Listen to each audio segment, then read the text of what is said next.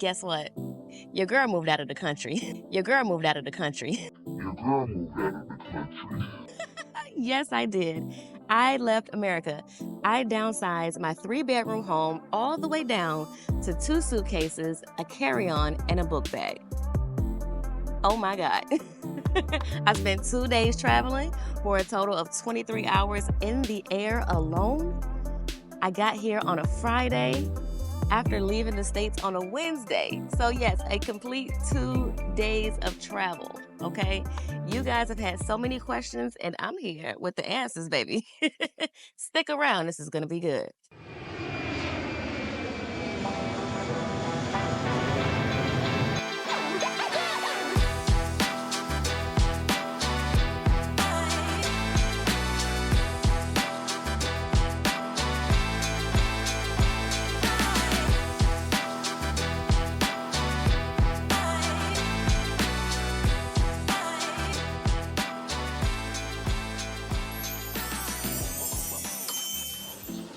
Welcome everyone to Nomadically Bree. It is a pleasure to be here. This is my first YouTube video.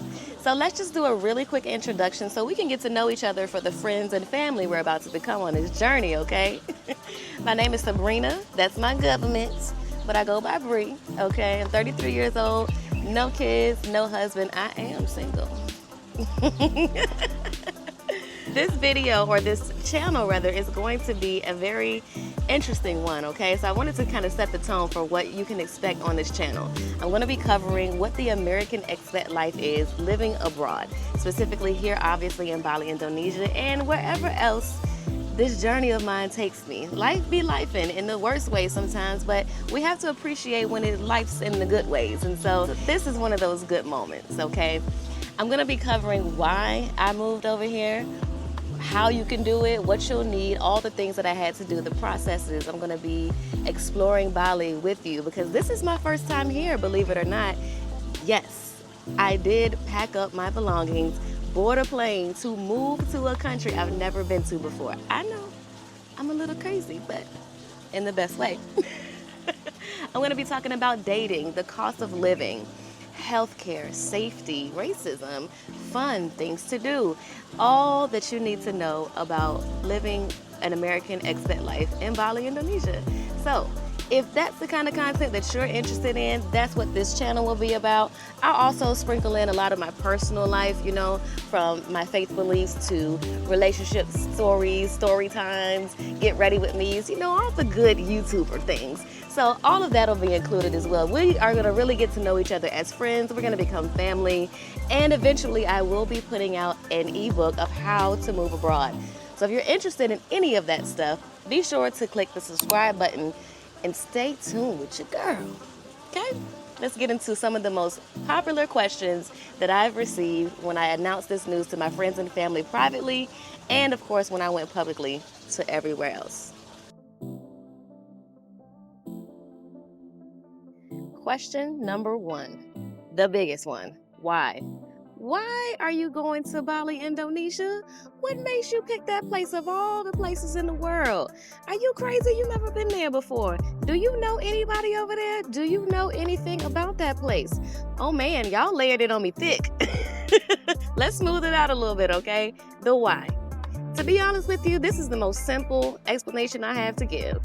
I had a dream one night, and I do believe that God speaks to me in dreams, okay? And I really believe this is something that God put on my heart, right? I just decided to move in faith, to trust Him, and to move in obedience with what I was shown. And lo and behold, I'm here. Now, when I started to really put this into motion, I started to see how very obvious it was that it was meant for this to happen, simply because everything went so smoothly. When I say smooth, I mean smooth. So this was an idea in the middle of July.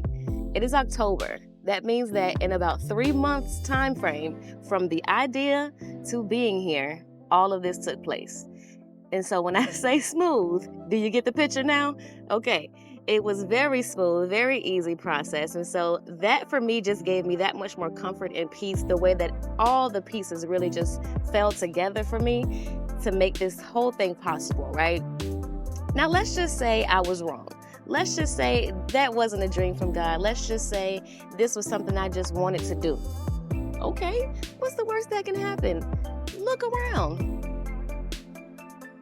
I'm in paradise. And if it doesn't work out, guess what? I always got a home to go back to, okay? So that's really the most simple explanation. Like I said, it's truly something that I believe God just put on my heart, and I went with it. And the process proved to be so easy and so much confirmation that it was supposed to happen. And I have been enjoying every step of the way up until this point. So that's really the truest reason why. In terms of what I'm going to do while I'm here, right now, my only goal is to take you guys along with me.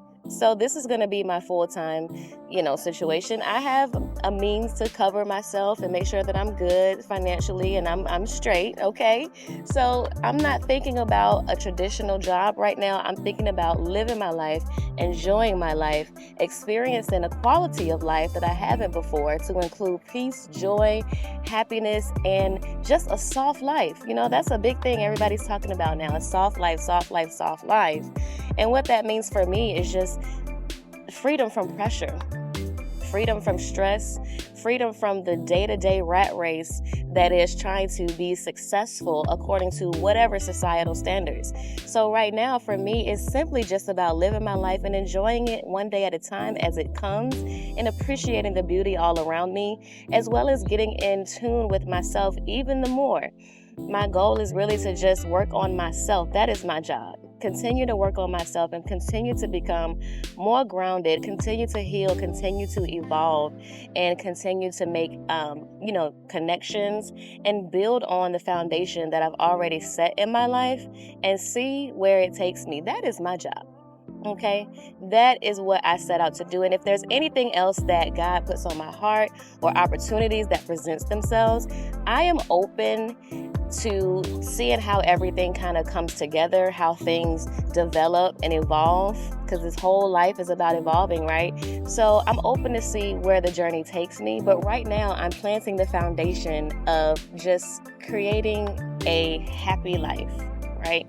And whatever branches off from that is what I'll flow with. So that's that, okay?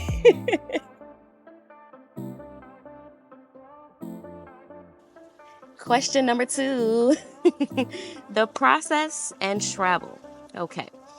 So after I set on the idea for a little bit, I started doing a lot of research, and that is from the internet to YouTube videos, reaching out to people who lived here that I found in these communities and groups on Facebook, things like that. That's when a wave of emotions started to flow over me after I realized, like, oh my goodness, I'm really moving over there.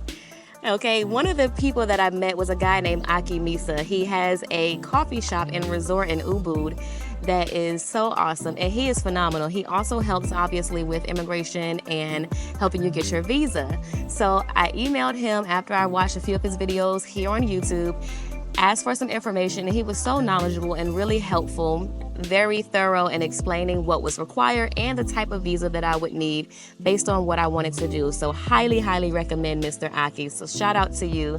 I will tag his page as well here. I ended up getting a 1-year visa, which is a E33G, I believe it's called. Some people refer to it as a digital nomad visa. It's good for 1 year, and you don't have to leave the country during that 1 year time in order for it to remain valid. So for example, if you come here to visit, you will get a visa on arrival. So at the airport, you will show your passport, you'll go through customs, you'll get a 30-day visa, and after 30 days, you have to leave the country. You can come back, but 30 days is your initial stay allowance, and I believe, if I'm not mistaken, you can extend it for an additional 30 days, but then you have to leave. But in my case, with my 1-year visa, I don't have to leave during that time unless I want to, which I will. A little bit of a spoiler, I plan to go to Singapore pretty soon, so you guys will see all of that. So it took a lot of trust and faith to reach out to people and give them money to help me.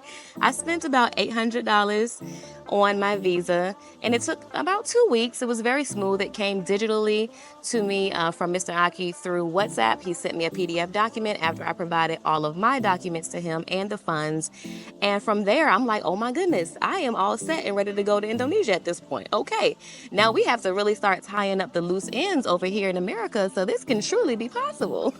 So with that said, I started preparing to get my home sold, and then I started clearing out my house. Oh my God. I had a moving sale one weekend where I sold all of my furniture, I got rid of all of my clothing, and I saw people taking my belongings out of my house, and I'm like, where you going with my couch? And that process was very interesting, right? You come to a point where you start to realize, like, man, you have so much emotional attachment to your stuff that you don't even realize. But then it also hit me at a particular point in the process where I was like, you know what? It's okay. And people would ask, like, you're giving away all of your stuff, everything you worked so hard for. You spent years trying to achieve the goal of buying a house. You get in your home for 2 years, you get settled, and you're selling already to move and give it all up. And I'm like, yes, absolutely yes. Because I started to develop this mindset as I was going through this process that, listen, it's all material stuff anyway. 1, I can get it back. 2, I can't take it with me when I leave this earth, okay? None of that is going with me. So for me, it's like, it's just all material stuff. It's things that God entrusted me to steward while I'm here on this earth. And if I believe He is good, then I believe that He is going to return it and then some, whenever I get to where I'm going, or however I become established and put down roots elsewhere. You know, I like to tell people that everybody who wanders is not lost. I have moved around quite a bit, but I've never been unstable, if that makes sense. At least not financially. You know, I've been able to take care of myself. I've been able to finance myself, and I've spent many years moving around just exploring. Of course, the States, because this is my first time living abroad, but I have just set out on a course of my life to do what makes me happy. And of course, there's a lot of opinions. There's a lot of things that people don't understand. And you ultimately just have to live your life for you, because you want to be able to have stories to tell. You want to walk around with no regrets and say, hey, I did the things that I wanted to do. And whatever was put on my heart, the vision that was given to me, I went after it. And guess what? It worked. Also, guess what? If it doesn't work, you tried. And some people aren't even bold enough to try. They're just bold enough to dream. So, baby, do you? And that's what I'm doing, okay? Moving on, after I sold all of my stuff, I sold my vehicle, and then I had to go and turn in my new vehicle back to the dealership. Funny enough, I had just purchased my dream SUV in June of this year, which was a 2024 Lincoln Nautilus, and that was a beautiful vehicle. But I did turn it back into the dealership, and you may be thinking, well, how does that process work? It's simply put, you turn the vehicle into the dealership, they'll sell it at auction, and whatever is the balance from what they sold it for and what you owe on your loan, you'll pay that difference. They will probably work with you if you ask for a payment arrangement, if there's a big difference that you can't come out of pocket with all at once, and then that prevents you from having a balance on your credit, right? Speaking about credit, let's talk about the apartment process over here. So when I realized that this was a thing, obviously I needed to find a place to stay. And so I found a few websites that I believe were trusted companies, and they proved to be. Found a villa. Long story short, they don't do credit over here. So it is passport, proof of income. Because I was like, hey, you know, I like this villa. I want to go for this one. What kind of application do you need from me? And they're like, application? I'm like, yeah, don't I have to fill out something to say that, you know, I want to apply for this place? And they're like, no, passport and proof of income. And I was like, oh, well, I got both of those. And that was it. And you lock in your place. And so by the time everything was all set and I was about to transition, I had already had my visa, already had my apartment set up, and already was mentally prepared for the whole process, okay? I did a lot of virtual tours to really understand the area and the inside of the home. So yes, they don't do credit over here. Essentially, you find an apartment on the website that you're interested in, or a villa rather is what they call them here. You submit proof of income, your passport, and maybe your visa, and that place is secured for you, okay? Moving on, let's talk about travel. My God, it was long, y'all. It was so long. 23 hours in the air, are you kidding me? The longest flight I ever did was 3 hours. So you want to add on an extra 20 hours to that? Who do I think I am biting off this much at once? I mean, I should have did like a 9-hour flight first, I was like, whatever, I'm gonna make it happen. We're gonna get it done. So I typically am nervous about flying, which is because I had one bad experience with some really heavy turbulence, and then all of a sudden I'm just this anxious freak when it comes to getting on planes that I usually wasn't before. But it's so interesting that when I got to the airport, a wave of calmness came over me, which let me know that God was with me, and so was his peace. And so I felt even more comfortable in the decision of what I was doing. I started out in Houston, Texas on a Wednesday night. I had a 7:30 p.m. flight with Emirates Business Class, to which when you book a flight with business class on Emirates, they will pick you up with the chauffeur in a black car and take you to the airport within a 50-mile span. Okay, and then you get to the airport, you are able to enjoy the lounge that has complimentary food and drinks, and you just sit and chill. So I got there at 7:30, I boarded the plane, and that was quite the experience. Let me tell you something. If you know anything about aviation, then you know that A380 is a beast. I'm talking about that plane is so big, it was almost scary how big it was. I'm like, you gonna put how many people on here? And we gonna get how high in the air? And we gonna be up in the air for how long? Maybe this plane, it's huge. It's so huge, but so comfortable and so luxurious. So when you board the flight, you are welcomed with a glass of champagne, a warm scented towel, and an amenity kit. Inside that amenity kit, you have a toothbrush, toothpaste, tissue, a compact mirror, lotion, lip balm, and some perfume. And I think there was a couple other things that I don't remember. And the pouch itself is so cute. You also get pajamas, slippers, an eye mask, headphones, and a small mini bar in your cubicle. And I'll post a video of what that looks like. After all of that, the flight attendants come by to put a mattress topper on your seat, because in business class, your seat is able to lay flat so you can completely lay down like you're in a bed. So that whole experience was absolutely amazing.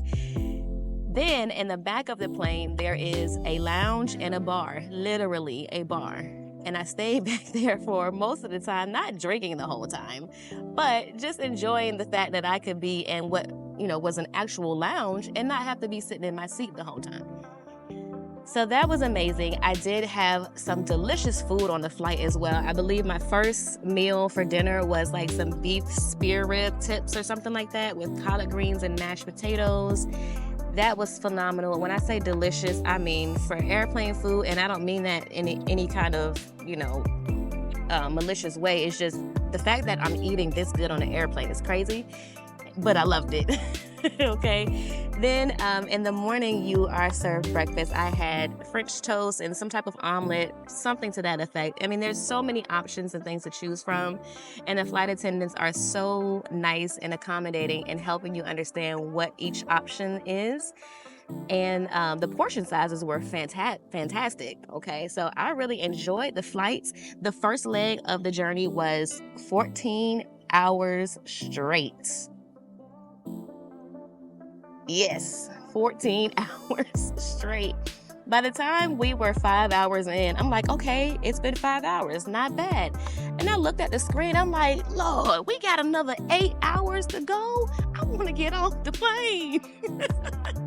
I was getting antsy, but not anxious, right? Because it was so comfortable and it was so smooth. So that part was fantastic. Now, getting off the plane, we had our first stop in Dubai. I had a 7-hour layover, which really didn't feel like 7 hours because by the time you go through customs, after you deplane and all that good stuff, I mean, think about it. This is a huge plane that holds 300 some odd people. So it's a while before you get off the plane and get through customs. But once that took place, I headed over to my hotel because when you buy a business class ticket with Emirates, they do provide a complimentary hotel stay for you if you have a long layover. And so 7 hours is considered long. So I stayed at the JW Marriott on the 69th floor. Oh, the view, crazy, mind-blowing, spectacular. Okay, so that was definitely quite the experience. I'm like, oh my goodness, the room was beautiful, big old tub. I said, you know what, I'm gonna take me a nice soak in this here tub and I'm gonna get me an hour sleep because I had to turn around and get back up to make it to the airport for a 3:25 a.m. flight. Why would y'all do that? But, you know, I just gotta roll with it at this point, right? But 3:25 in the morning to start the next leg of the journey, which was 8.5 hours. Get back to the airport, get on the plane, and did the whole experience all over again from the first leg. Same type of plane, same setup, same amenities, all the good things. And it was a beautiful journey, but so very long. And I think I got maybe about 6 hours total sleep over the span of 2 days. I finally arrived Friday afternoon at 4:30, and I was exhausted. I mean, hot, tired, exhausted, halfway delusional from sleep deprivation, but I made it, and here we are. Once I landed, I was able to secure a ride. Well, actually, I secured my driver before I even left. I had all that set up, so I was very prepared. I'm proud of myself. I was very prepared. I was very thorough and organized with how everything was going to flow. And I'm thankful that I thought about every step of the process from leaving all the way getting here. So I did set up a driver before I got here, to which I found him in one of the groups as well that I found on Facebook. So that driver was Monk Bali driver, and the person who actually picked me up was Putu. He was so nice and so welcoming. I felt like I knew him, the way that he greeted me when I got to the pickup area, and it was amazing. He was so personable, so funny, so easy to ride with for that very long 1.5-hour drive through traffic to get to my apartment. But once I got to my apartment, we did the general and normal check-in process that you're used to when you get an apartment. So we did a walkthrough, verified that everything looked how I expected it. Everything was in place how I expected it to be, and they gave me keys, shook my hand, welcomed me home, and then I just got settled in from there. But with that said, let's talk about where I live.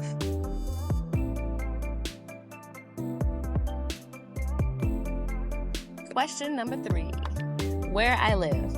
So, right now I live in an area called Canggu. All right. Canggu, in my opinion, please don't come for me. Don't send me no emails. Don't bite my head off in the comments, okay? This is my opinion. I think that Canggu reminds me of New York. I think it's like the New York of Bali in terms of the busyness and the congestion. I'm not saying that it looks like it, but I'm saying in terms of the busyness, congestion, and just the population of how dense it is here. For me, and when I lived in the States, I was never a city girl. I never lived in a city. I love the city. I love to visit. I love to go, hang out, party, do all those things. But I never wanted to live in the city. All right. Now, with the limited ability that I had to do research on the actual area and the specifics, you know, some things you just don't know until you get here.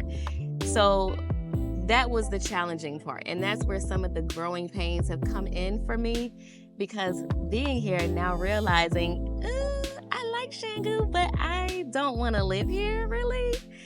Let me tell you about Canggu, though. It's beautiful. It's so many beach clubs, so many things to do. There is a lot of culture here, amazing people, delicious food, a slew of restaurants, tons of attractions, tons of just vibrant and beautiful ways to live life out here.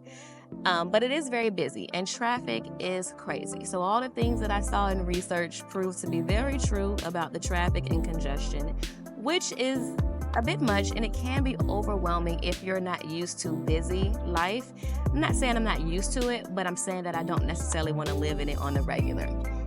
With that said, I did actually decide to move over to Ubud. And if you know anything about Ubud, for me, it reminds me of like a countryside.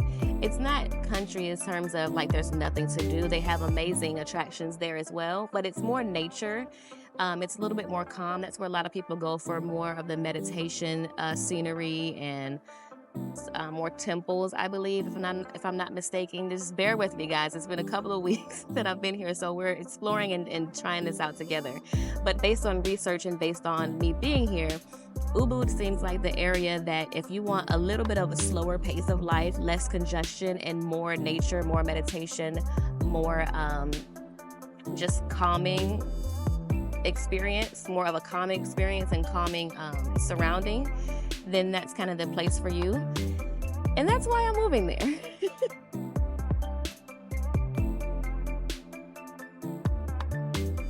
Now, in terms of the differences of my villas, I want to jump into that very quickly, and then we're going to wrap this up pretty soon. So the villa that I have right now is literally across the street from where I am right now, having this amazing breakfast. But I don't want to pay that price. Let's get into that. So it is right now $1,500 a month. Granted, they charge you for the year up front, but I had a very peculiar situation to where I was unable to meet the agreement that was originally met, but the owners of the villa were very accommodating and allowed me to rent it monthly. And that's $1,500. Now you may be saying, well, why are you paying $1,500 a month in rent? That's American prices. Here's the thing. My villa is fully furnished. It comes with maid service twice a week, gardening maintenance, and pool maintenance twice a week, as well as unlimited Wi-Fi. And that Wi-Fi be jumping too. And then it also has a private pool and a private rooftop, okay? That's a luxury that you can't experience in America for $1,500 a month. However, considering how busy the area is and considering how I didn't necessarily come here to spend that type of money, now realizing what I can actually get for way less, I am thus, canceling my lease and moving to another area, like I mentioned a minute ago. And the villa there in Ubud, I can't wait to get in there and get set up, y'all. It's so beautiful. It's also a 1-bed, 1-bath in the middle of a rice field, though.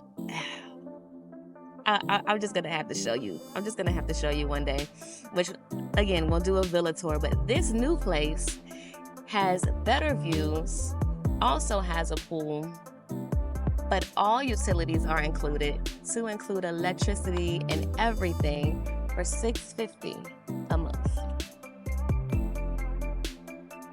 I'm gonna let you sit on that for a second. Yes, $650 a month. You can't beat that. I mean, really? So essentially, guys, that's pretty much it for now. I don't want to have too many details in this first video. This was simply to serve as an introduction, again, so we can get to know each other, and also so you can just understand the initial process of what it took from the idea to the manifestation of this thing.